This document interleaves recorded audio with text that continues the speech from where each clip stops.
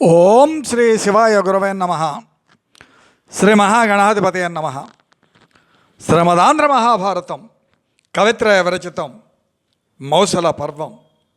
కృతికర్త తిక్కన సోమయాజి. అమృతవర్షిణి ధారావాహిక 402వ రోజు తత్వదర్శిని కార్యక్రమానికి ఆధ్యాత్మిక ప్రవాచకుల మీద ఈకుండ చంద్రమౌళి రసజ్ఞులను ఆహ్వానిస్తూ, అయ్యా నేటి వరకు మనం ఈ ఘట్టంలో కృష్ణుని యొక్క అవతార మర్మం,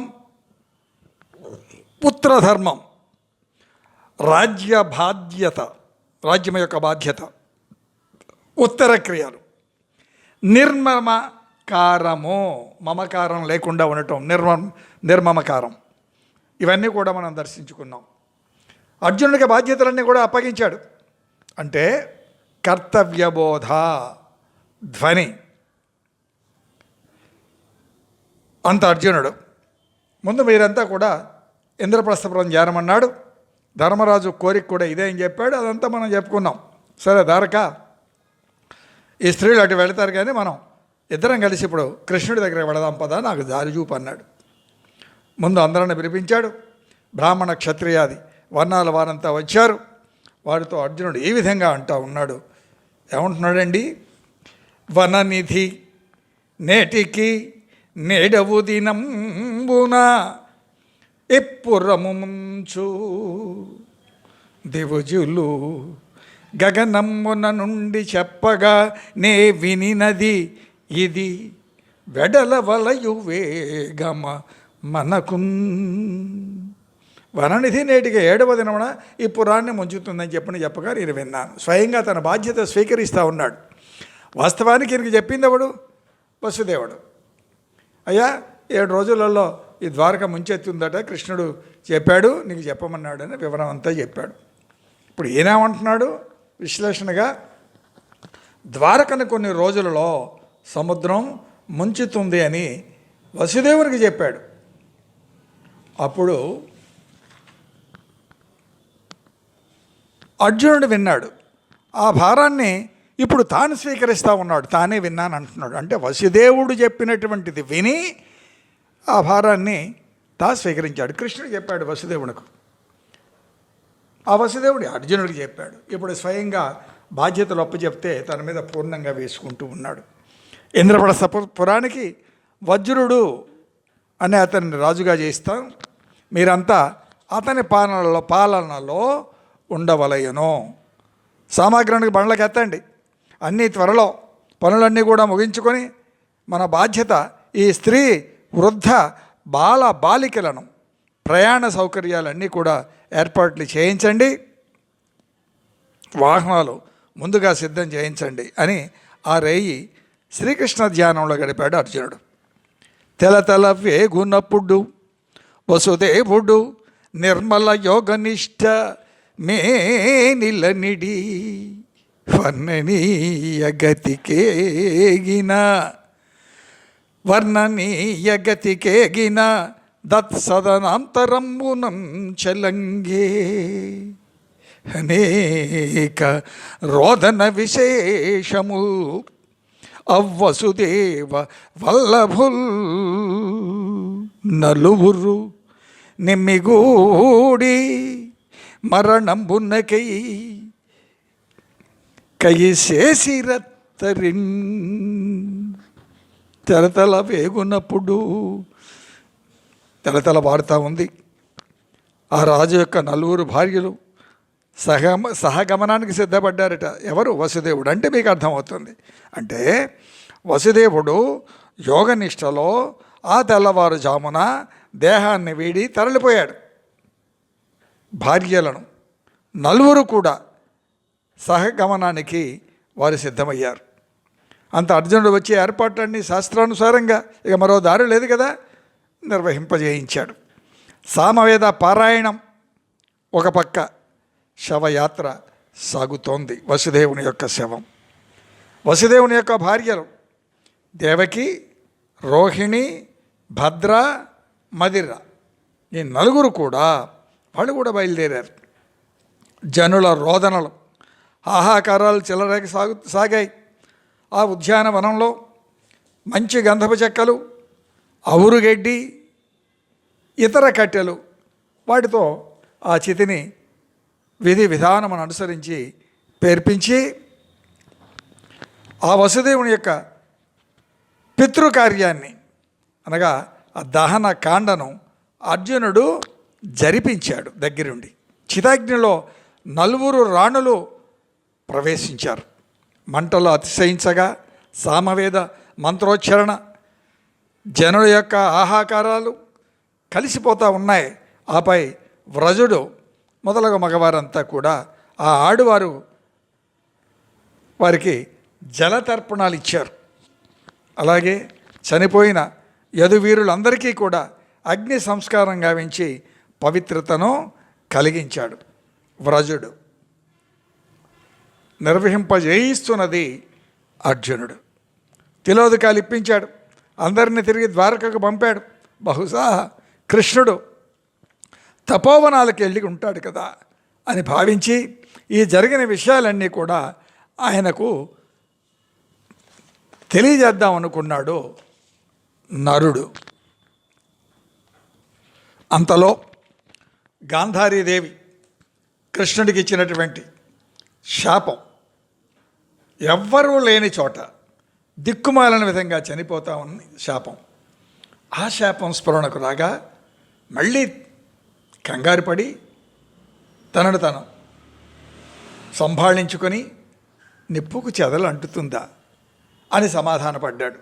ఎందుకు, సర్వసమర్థుడు కదా అనేటువంటిది ఒక ఆశ మెలుకమంటుంది.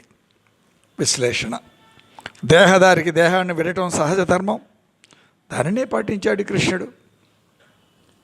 రామావతారంలో రాముడు సరయులో మునిగి వెళ్ళిపోయాడు. కృష్ణావతారంలో దేహధర్మాన్ని అక్కడా ధర్మమే ఇక్కడ ధర్మమే పాటించింది. అనుచరణంగా ఆయన అనుచరణం గణమంతా కూడా దారి చూపిస్తూ ఉన్నారు.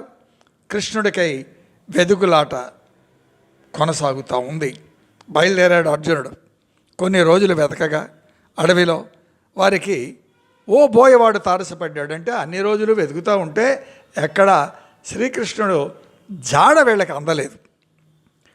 ఆ బోయని అడిగారు, అయ్యా నేను ఆయనను ఓ చోట చూశాను, మరి అతడు ఉంటాడో లేదో, సరే రండి చూద్దాం అని ఆ వెంట పెట్టుకొని వెళ్ళాడు ఆ బోయ. కృష్ణ కళేబరాన్ని చూపాడు. అర్జునుడు మూర్ఛపోయాడు. అనుచరులు చతికిల పడిపోయారు వ్యధతో. ఆపై తేరుకుని విలపించాడు అర్జునుడు.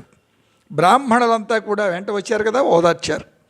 పరిశీలనగా కృష్ణుని యొక్క పాదాలను చూచి గాయాన్ని గమనించి ఓహో, దూర్వాసుని మాటలు స్ఫురించాయి. ఆశ్చర్యం కదా, వాపోయాడు అర్జునుడు. రుద్ర స్వరూపుడైనటువంటి ఆ ఋషి వాక్కులో కాల ప్రచోదితమున్నది.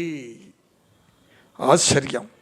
శ్రీకృష్ణుడు కూడా వదలలేదు కదా. అది అంటే ఋషుల యొక్క శాపం. మునిగణం ఋషులు వాళ్ళ యొక్క శక్తి సామర్థ్యములు ఏ స్థాయిలో ఉంటాయో మనకి ఇక్కడ ద్యోతకమవుతుంది. కాషాయధారులు ఏ స్థాయిలో ఉండాలో నిర్దేశితం. ప్రకాశంగా నిద్రిస్తున్నట్లు ఉన్నాడు ఆ కృష్ణుని యొక్క దేహం. ప్రకాశంగా నిద్రిస్తున్నట్లు అంటే చావు కళ ఎక్కడ కనపడటం లేదు. అది దివ్య దేహం కదా. అది నాటికి 6వ రోజు తెల్లవారితే సముద్రం ద్వారకను ముంచుతుంది. ఇంకొక రోజే వ్యవధి ఉంది. ఆలస్యం చేయక బలరామకృష్ణులకు అగ్ని సంస్కారాలు గావించి పితృయజ్ఞాలు చేయించి ద్వారకకు బయలుదేరాడు అర్జునుడు. ఆ రాత్రి ద్వారకా చేరుకున్నాడు. అందరినీ ద్వారకా నగరం దాటించాడు. దుఃఖాన్ని దిగమింగాడు. అందరూ ద్వారక దాటారు. దాటకనే సూర్యోదయం అవుతోంది. చూడండి కాలం ఎంత బలీయమో. ఎంత సమయాన్ని మనం వృధా చేస్తామండి. అయ్యా ఒక్క 17 నిమిషాలు మాట వినండి. ఈ భారతం అంటే అభిజాత్యాలు చాలా అడ్డొస్తున్నాయి, నన్ను మన్నించాలి, కానీ వాస్తవాన్ని వాస్తవంగా తెలపడం ధర్మం. ఏ భోజన సమయంలోనూ వినొచ్చు కదా, బ్లూటిక్లు ఇచ్చి మాయ చేయకుండా. సముద్రం ద్వారకను ముంచింది, తూర్పు కొండనెక్కాడు సూర్యుడు. ఆ దృశ్యానికి సాక్షిగా నిలిచాడు అర్జునుడు. ద్వారకా జనం ఆ దృశ్యాన్ని గాంచి ఆశ్చర్యపోతూ ఉంది, మునిగిపోయింది, ఆశ్చర్యంలో చకితులైపోయారు. సాగుతోంది జన సముద్రం. వారంతా పంచవటం అనే చోట విడిది చేశారు. ద్వారకను వీడి బయలుదేరారు కదా హస్తినకు. ఆ విధంగా ఆ విడిదిని గజ దొంగలు చూశారు. వీళ్ళంతా వచ్చి ఎక్కడైతే విడిది చేశారో గజ దొంగలు చూశారు. చూడండి, విధి ఎంతటి వారినైనా లీలగా ఎలా కొనిపోతుందో, ఎలా నడిపిస్తుందో ఆలోచించాలి సీతారాం. వినండి, భారతం బహుగా నిధులున్నాయి, యోధులు పెద్దగా లేరు. అంటే ద్వారక జనమంతా కూడా వారి వారి సిరి సంపదలతో, ఆ స్త్రీలు ఆ మిగతా జనం అంతా కూడా బయలుదేరారు. వస్తూ వస్తూ వారి యొక్క సంపదలు అవన్నీ కూడా తెచ్చుకున్నారు, వారికి కావలసినవి అన్నీ సాధ్యమైనంత వరకు.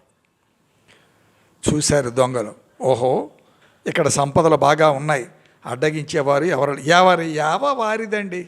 దొంగకు దొంగ యావ, తోడుబోతుకు తోడుబోతు యావ.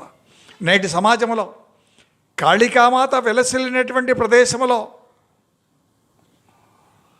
స్త్రీలకు అక్కడ ఏమాత్రం రక్షణ ఉన్నదండి కలియుగంలో? ఆలోచించండి. ఇక్కడ కూడా అదే పరిస్థితి. అయితే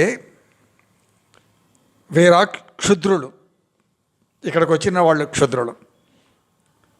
దాచుకొన వీలు ఉంది అని ఎంచారు. దోచుకొన వీలు ఉన్నది, దోచుకోవటం ఇవి రెండు మనకు బాగా తెలుసు కదా. అంతా పిల్లలు, స్త్రీలు వైరి బలాన్ని ఎంచుతూ ఉన్నారు. వీళ్ళ చూపు అంతా ఎలా ఉంది? ఇగో ఇలా ఉంది. ఆ వైద్య ఆలయంలో స్త్రీలను మానభంగం చేసిన రీతి వాళ్లకు వీళ్లకు ఏం తేడా ఉంది? వాళ్ళని సమర్థిస్తున్న వాళ్ళు, మౌనముద్ర వేస్తున్నటువంటి వాళ్ళు, ప్రేక్షకులుగా మిగిలినటువంటి వాళ్ళు ధర్మ అధర్మ జ్ఞానానికి దూరంగా వైదొలిగితే ఆ పాపం పాలు పంచుకోక తప్పదని శాస్త్ర ఘోష. వారంతా స్త్రీలు కాబట్టి ఇంకా భయమేలా, పైన పడిపోయారు. వారి నగా నట్ర నిర్దయగా దోచుకున్నారు. దోచుకునేవాడికి ఏది దొరికితే ఏది కావాలంటే అది దోచుకుంటాడు. ఇక వాడికి అడ్డేముంటుంది కనుక. బాగా గమనించండి, కాలోతి దురతిక్రమ. అర్జునుడు అక్కడే ఉన్నాడు. కురుక్షేత్ర సంగ్రామంలో ఏకధాటిగా అందరినీ కూల్చగలిగినటువంటి మహావీరుడు. ఇక్కడ కృష్ణుడు తోడు లేడు, అక్కడ కృష్ణుడు తోడున్నాడు. కాబట్టి అర్జునుడు వారిని అదిలించి గాంధీవంతో శరవర్షం కురిపించాడు. అయినా వారికి గాయాలు కాలేదు. ఎక్కడి గాంధీవం, ఎక్కడి శరవర్షం, ఎక్కడి విచిత్రం, ఎక్కడి కాల ప్రభావం, ఎటు పోతుంది, ఏం జరుగుతుంది, విధి బలీయమంటానికి ఇంతకన్నా నిదర్శనం ఏం కావాలి? వారంతా దళశలి చర్మాల చేత అవయవాలను భద్రంగా కాపాడుకుంటూ ఉన్నారు. కవచాలు బ్రహ్మాండమైనటువంటి మంత్రస్వరూపంతో దాల్చిన కవచాలకే దిక్కులేదు కురుక్షేత్ర రణంలో అర్జునుడి ముందు. కానీ ఇక్కడ సామాన్య చర్మాలు, వాటిని చేల్చలేకపోయింది ఆ గాంధీవి శరం. వారు అర్జునుడిపై దాడి చేశారు. హరిహరి అర్జునుడికి ఏమాత్రం స్ఫురించట్లేదు. ఏంటి? అస్త్రం శస్త్రం ప్రయోగించే విధానం స్ఫురణకు రావట్లేదంటే రావట్లేదు. వస్తే ఏమవుతుంది? వీళ్ళందరూ ఒక దెబ్బకి వెళ్ళిపోతారు. వెళ్ళకూడదు. కథ నడవలసిన విధానం వేరేగా ఉంది. అమ్ముల పొది ఖాళీ అయిపోయింది. అది ఎప్పటికీ కాదు, ఇక్కడ ఖాళీ అయిపోయింది. ఆశ్చర్యం. చివరకు గాంధీవ్యంతో కిరాతుల ఆగడాలను నిలువరించాడు అతి కష్టంగా. రుక్మిణి మొదలగు అష్టమహిషులను, బలదేవుని భార్యలను, మరికొందరిని యాదవ స్త్రీలను ఎలాగో అలా అతి కష్టంగా కాపాడగలిగాడు.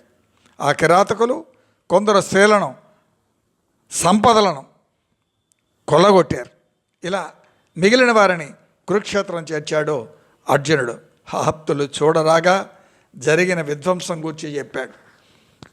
ఎంత బలీయంగా విధి వక్రించినప్పుడు ఆ ఫలాలు ఉంటాయో. సాక్షాత్తు నరుడి ముందు, అర్జునుడి ముందు కొందరు స్త్రీలు కూడా అపహరింపబడ్డారు ఆ ధూర్తుల చేత. కృతవర్మ కొడుకును, ఆ పరివారాన్ని మృత్తికావతపురంలో నిలిపాడు. మృత్తికావతపురము, దాన్నే మృత్తికాదత్తపురము అని కూడా అంటారు. ఆ దేశానికి అతనిని అభిషేకించాడు. సాత్వికి కుమారుణ్ణి సరస్వతి నగరానికి ఏలికను చేశాడు నరుడు. మిగతా విషయం రేపు ముచ్చరించుకుందాం. స్వస్తిప్రజాభ్య పరిపాలయంతాం న్యాయేన మార్గేణ మహిష గోబ్రాహ్మణేభ్య శుభమస్తు నిత్యం. లోకా సమస్త సుఖినో భవంతు. ఏత సర్వం శ్రీ సీతారామచంద్రచరణారవిందార్పణమస్తు. ఓం శాంతి శాంతి శాంతి. అయ్యా, అవతార పరిసమాప్తులకు వస్తూ ఉంది, మీకు అర్థమవుతూ ఉంటుంది వింటే. అతి ముఖ్యమైనటువంటి ఘట్టాలు త్వరలో సంపన్నమవుతుంది ఆంధ్ర మహాభారతం. ఏ నుంచినైనా ప్రతిరోజు వినండి, తప్పకుండా మనవి. నా బాధ్యతగా నా విన్నపం. ఆపై దైవైష. గడప లోపడకూడం గడప దాడితే హిందువలం. ధర్మో రక్షతి రక్షిత. శ్రీ రామాచారణను సబ్స్క్రైబ్ చేసి మీ యొక్క అమూల్యమైనటువంటి ఆశీర్వచనాలను అందించే ప్రార్థన. సీతారాం.